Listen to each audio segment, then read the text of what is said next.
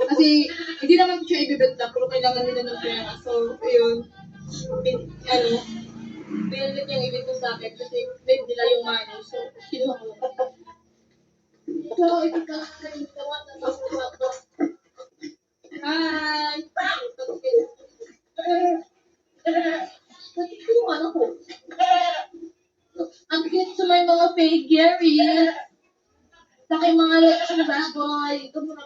Oh my God! Sobrang laki na yung isa guys. Mas malaki pa dun. Tingnan nyo guys! Thank you Lord! Sana iwas sila sa mga sasakit. Ganon. Kumain nilabal po ang aking mga baboy Lord. Ang cute nila tingnan at sobrang linis nila. Kasi yung tito. Proud Ilion! Chotitigang! So, ito yung galing kay Beth Guagas, guys. Medyo lumaki na din sila kasi sobrang cute niyan galing kay Beth Guagas. Pero ngayon, tingnan nyo guys.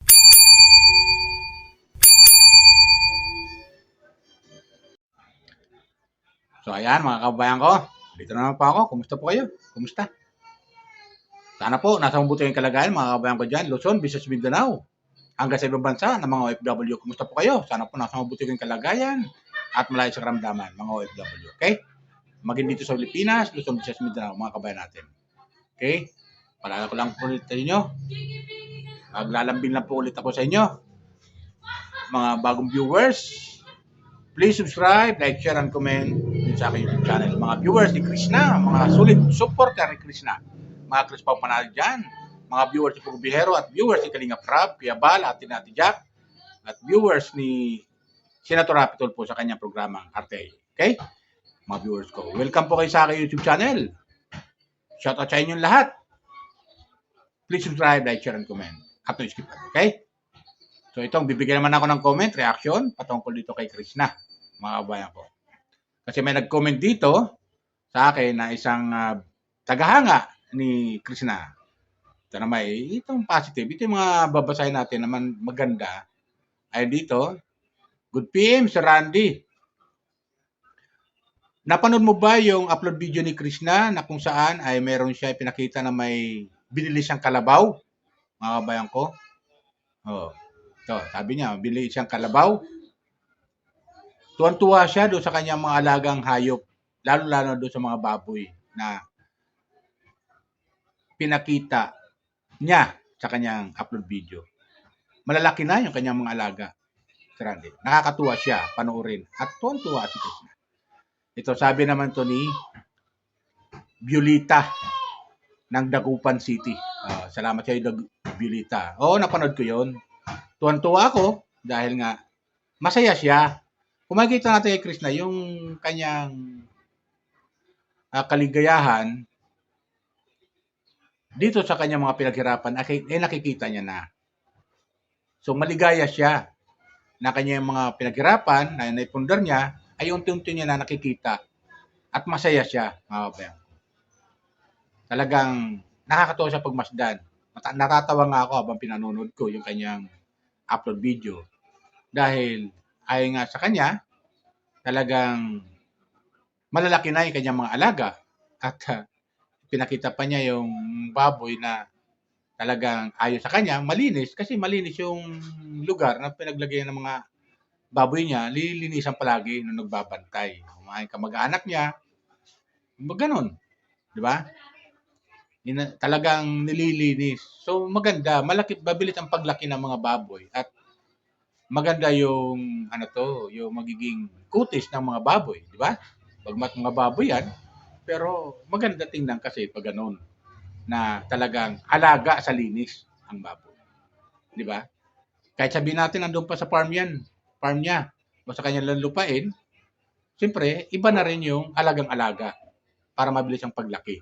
Di ba? Pag lumaki, pwede niya nang ibenta. Di ba gano'n yun? Yun, meron doon yung kulay itim na baboy, ayon sa kanya, ay hindi naman yun ibibenta. Siguro, alaga niya lang yun para kung sakali kailangan nila gawing ulam, pagdating ng araw, katayin, para gawin nilang ulam, yun. Pwede yun. Native na baboy, mga kabayan ko. Kung tawagin yung mga ganong itim na baboy, native yan eh. So, tuwan-tuwa siya, mga kabayan ko. Masaya lang. Kaya, tuloy lang, suporta natin sa mga upload video ni Krishna, mga kabayan ko. Komenta kayo ha, mga kabayan, komenta kayo. Masaya siya. At hindi siya nagpapa-apekto, mga kabayan ko. Makikita natin kay Krishna, hindi siya nagpapa-apekto doon sa mga bashers niya. Bagkus, tinutuloy-tuloy niya lang. Tinutuloy niya lang yung kanyang ginagawa na mabubuti. Diba? Para, kahit paano, gayahin ng ilang mga kadalagaan na may mga pangarap sa buhay, katulad ni Krishna. Na pangarap niya talaga, ito, nabili siya ng hayop, at nagpundar nga siya, na para kahit paano yung kanyang mga kamag-anak, eh may maalagaan doon sa lugar na. Tsaya na may lupa. Total, andun na rin lang eh. Di ba? Nandun na rin lang sila. O, alagaan yung mga hayop, lagyan niya ng mga hayop at alagaan ang kanyang mga kamag-anak. Di ba? So, maganda itong ginawa ni Krishna. Maganda itong kanyang investment to. Masasabi natin investment. Kasi, masabi natin eh, alam namang YouTube, minsan may time na mahina, minsan may time naman malakas. Di ba? May mga ganun eh. Di ba? May mga ganung views. At ang kagandahan dito, ito yung kanyang pinagkakalibangan na kanyang ina-upload at napapanood natin at marami ang sumusuporta, mga viewers. Talagang masabi natin, viral yung kanyang mga upload video ni Krishna. Mga kabayan ko. Tuwan-tuwa siya sa kanyang mga alagang hayop na napundar niya. Ito, panoorin natin mga viewers, kumuha ako ng video clip. Panoorin natin gaano siya kasaya. Walang mapagsidlan yung kanyang tuwa. Okay? Ito, panoorin natin. Kasi, hindi naman siya ibibenta, pero kailangan nila ng pera. So, ayun.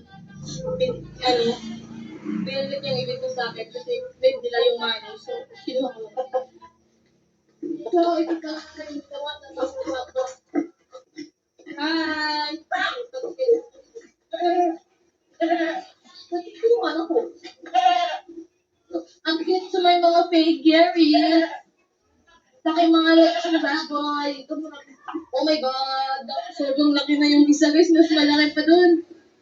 Tingnan nyo guys. Thank you Lord. Sana iwas sila sa mga sasakit. Ganon. Kubayin nila po ang aking mga baboy Lord. Ang cute nila tingnan at sobrang linis nila. Kasi yung tito. Proud Ilion! Chabididigan! So, ito yung galing kay Beth Wagas, guys. Medyo lumaki na din sila kasi sobrang cute niyan galing kay Beth Wagas. Pero ngayon, tingnan nyo guys, ang katawan, maliit pa rin. Charis! Yung isa, medyo malaki. Yung isa, medyo maliit. Pero ito, pakita nyo, tingnan nyo yung nakaupo, guys. Ayan ang nakaupo. Ayan talaga ang baboy. Pagkatapos kumain, ayan. May curve na yung ano niya, guys. Oh. Ano, kumain sila ng biscuit. Kumain sila ng tali. Tulis! Oh, kumain sila na ng sauce. Ito guys, ang cute. Gusto ko siyang hawakan guys. Kasi yun, oh. Tabat-chuching siya. Bunjing-bunjing siya guys. Ay, tabat-chuching. Tabat-chuching. Bakit kayo? Ayaw niya, tawag. Ayan naman ang pagkain ng baboy, tsaka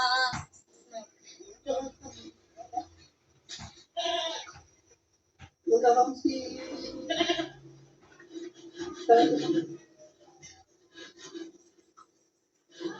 baka may gawin na doon ng bahay doon. Wala. Ikaw gagawa pa, no? Gagawa ka kung sinain. Oo. Okay lang? Okay. Personal sweets, guys.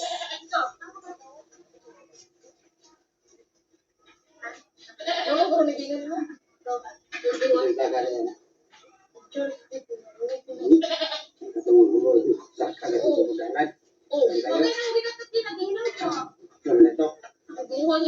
Tanugan.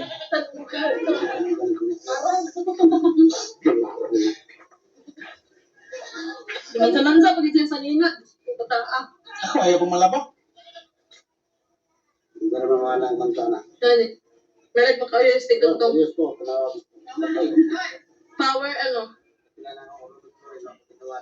Power pop girl. Yan sila guys, mga Katutubo. Galing kirap kayo guys, dumalaw sila dito sa akin. Oo, matutubo mo yan. Huwag na mapunta nila mo. Ayun guys, para lang sila lang. Yan yung tuloy ang daming langgam. Yung langgam sa Tagalog, gumagapang pa sa amin, kumilipad na. Agay, kinuha. Sige, pinapawisan na ako ngayon. Ay, saya lang ang kabaw. Nagakat ng balas. Sobrang putik ng may-ari guys. Oh. Kasi sobrang putik doon. Ang cute ng kabaw guys. Tama ka na pala.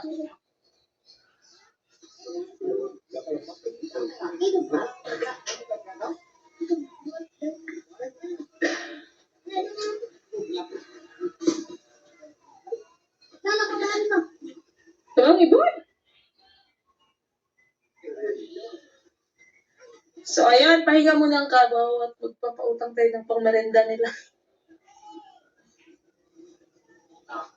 Bakit pa ka lang? Huh? So, ayun guys, kasi maya pauwi na tayo kasi hapon na din at magkape na, charis. So, mga I think 4 p.m. na ng hapon. So, it's time na magpapakain ako ng mga chicken nuggets. Ito na yung ibang chicken nuggets ko. At yun yung dalawa. Huwag mo yung mga isa na malaki. Ayun dyan. So, let's go. So ayun, di ba mga kabayan ko? Napanood natin. Tuwan-tuwa siya sa kanyang mga alagang hayop. Di ba? Particular doon sa baboy. Tuwan-tuwa siya dahil ang tataba ng kanyang mga alaga. At ayon sa kanya, mabilis lumaki. Mabilis lumaki talaga. Talagang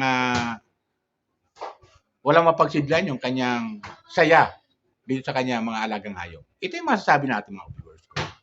Na ang kaisang katulad ni Krishna, talagang makikita natin na talagang pagdating ng araw aasenso ito. Aasenso ito, mga kabayan ko. Kasi bakit? Masipag siya eh. Masipag. At yung kanyang yung kanyang kinikita dito sa YouTube ay talagang nagpupundar siya ng mga ng mga hayop para pagdating ng araw, pwede niyang maibenta at kumita siya. Hindi lang siya kikita sa YouTube. Di ba? Hindi lang siya kikita sa YouTube. Bagkus, kikita pa siya sa kanyang negosyo pagdating ng araw. Di ba ganun yun? Na pwede niyang pagkakitaan. So, malaking bagay yun. Malaking tulong sa kanya yun. At isa pa, nagpapagawa nga siya ng farmhouse, di ba? At malapit na ito matapos, mga kabayan ko. Kung makita natin sa previous upload niya, yung kanyang update sa kanyang farmhouse, maganda. Up and down, mga kabayan ko. At talaga yung gilid, parang terrace na rin. So dito, makikita natin na talagang itong si Krishna, unti-unti lang natutupad yung kanyang mga pangarap sa buhay. Di ba?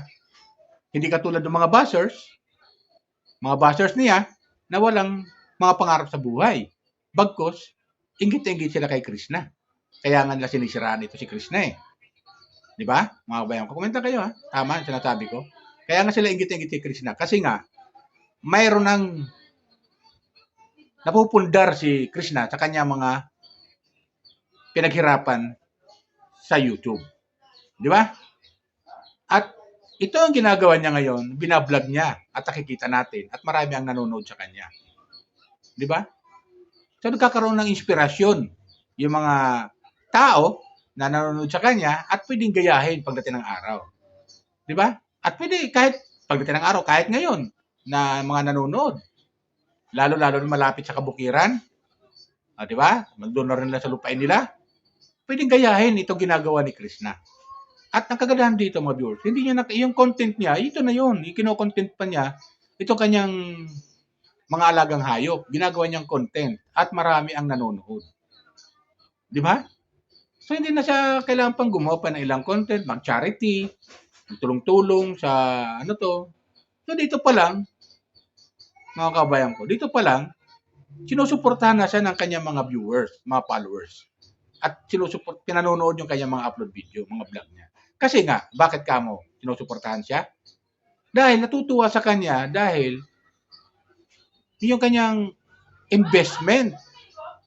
Masabi natin, investment ito na ginagawa niya. Negosyo ito pagdating ng araw. May mga alagang hayop na siya. Ayan, di ba? Manok, kambing. O, di ba? Yung mga manok, pag nangitlog yan, lalo kung mga babae mga alaga niyang manok, pwede niya benta pagdating ng araw. Siyempre, pag nangitlog ito, so dadami. Alam mo naman yung manok, pag nangitlog yan, dami niyan. Siyempre, pag lumaki, pwede niya ibenta. Tapos, meron pa siyang mga alagang hayop, mga manok na pwedeng isabong. Sa mga sabongero, mahilig sa sabong. Pwedeng bilhin sa kanya yon. At kunting training na lang, tapos pwede nila ilaban. Kasi may mga ganung tao, mga sabongero O, di ba? Si Chris nag-aalaga rin ng mga manok na pwedeng isabong. At pwede niya ibenta ito ng mas mahal. Alam ko sa mga pangsabong na manok, na ibibenta ng 2.5, 3.5, basta ang pinakamahal dyan, Pinakamahal dyan, 5,000. Pero maliban lang sa mga talagang breeder talaga. Na ibibenta yan ng 30,000, 40,000 ang isang manok.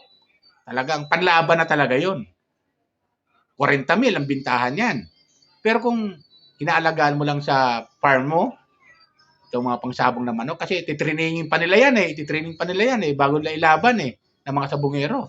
Pinakamababang binta dyan, 3,000 hanggang 5,000. Saan ka pa? Kung meron kang alagang manok na gano'n, na pansabong, meron kang 30 peraso, 5,000 bawat isa. Aba, hindi na masama yun. Malaki-laki na rin yun. Di ba gano'n yun, mga kabayan ko? Magkuhan pa siya.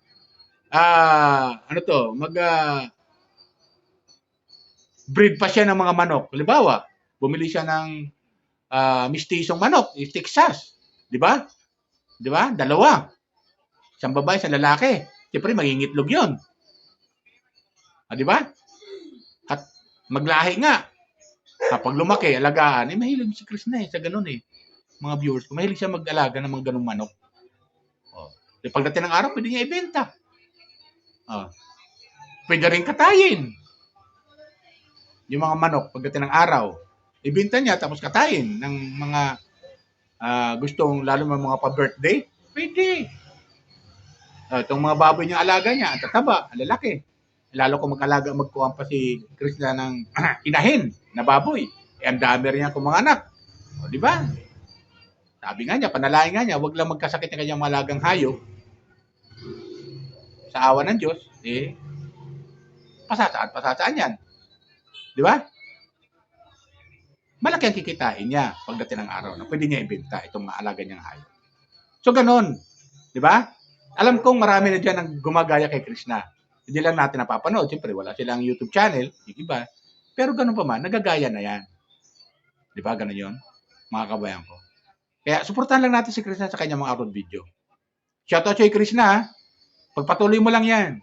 Kami mga viewers mo, nandito lang. Nakasuporta sa'yo. Nanonood ng mga upload video mo. At no skip ad. Tandaan natin mga kabayan, pag nanood tayo ng mga upload video ni Krishna, huwag tayo mag-skip ng ad. Sandali lang naman yung mga advertisement Wala pang 1 minuto. Wala pa yan. So, ganun lang. Suportahan lang natin si Krishna. Gawin sa akin mga kabayan ko. Baka naman maglalabig lang ako sa inyo. Pag nanood kayo ng aking mga upload video, huwag po kayo mag-skip ng ad. At, isa pa sa mga kabayan ko dyan, na mga bagong viewers ko dyan, subscribe lang po kayo sa aking YouTube channel. At i-share nyo yung aking YouTube channel. Okay? Yung aking mga video upload. I-share natin sa iba para, lalo-lalo yung mga supporter ni Krishna na hindi pa nakaka-discover kay Krishna, i-share natin, mga kabayan. Okay?